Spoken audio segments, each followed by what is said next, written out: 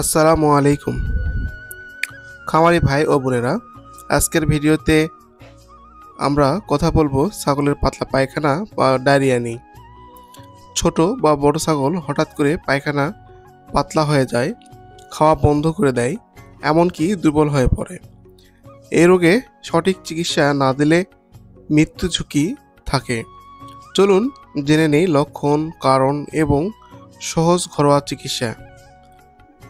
লক্ষণ: ছাগলের পাতলা পায়খানার কিছু সাধারণ লক্ষণ হলো ঘন ঘন পাতলা পায়খানা বা পানির মতো মল, খাওয়া কমিয়ে দেওয়া, গ্যাস বা পেট ফোলা, চোখ মলিন, কান ঝুলে যাওয়া, পানি কম খাওয়া, শরীর দুর্বল হয়ে যাওয়া।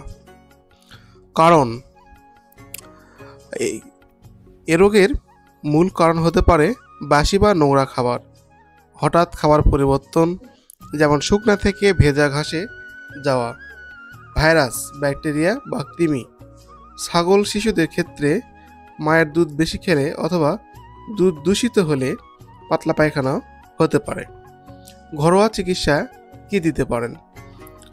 ছোট রোগ হলে বাসায় প্রাথমিকভাবে যা করতে পারেন, ছাগলের খাবার বন্ধ করে কেবল পানি দিন। 1 লিটার পানিতে 1 চা চামচ চিনি, 1 চিমটি লবণ, অল্প লেবুর রস, এই স্যালাইন দিন বারবার। খাবারে মেটে চালের ভাত বা কলা মেশাতে পারেন। পেট গ্যাস হলে সামান্য আদা ও গরম পানি দিন। ভেটেরিনারি চিকিৎসা প্রয়োজন হলে ডাক্তারের পরামর্শে আপনারা যেসব ওষুধ ব্যবহার করতে পারেন: ইলেক্ট্রোলাইট পাউডার, তারপরে আপনার নিওমিডিন বা ডায়ারেস্ট সিরাপ, অথবা সালফা 3 অথবা সালফাডিন, এসব গ্রুপের ওষুধ। এছাড়াও আপনার ডাক্তারের পরামর্শে অক্সিটেট্রাসাইক্লিন এবং মরফ্লক্সাসিন ট্যাবলেট ব্যবহার করতে পারেন। পাশাপাশি অ্যালবেন্ডাজোল গ্রুপের সিরাপ বা ট্যাবলেট যদি কৃমি থাকে তাহলে খাওয়াতে পারেন।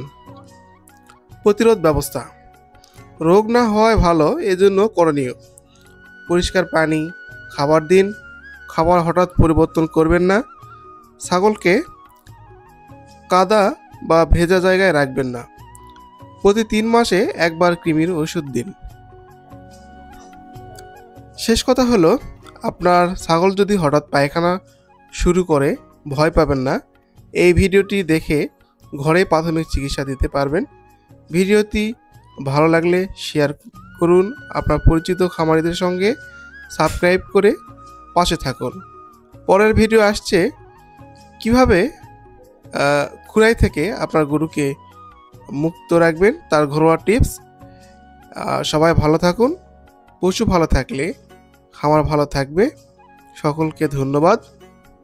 আসসালামু আলাইকুম।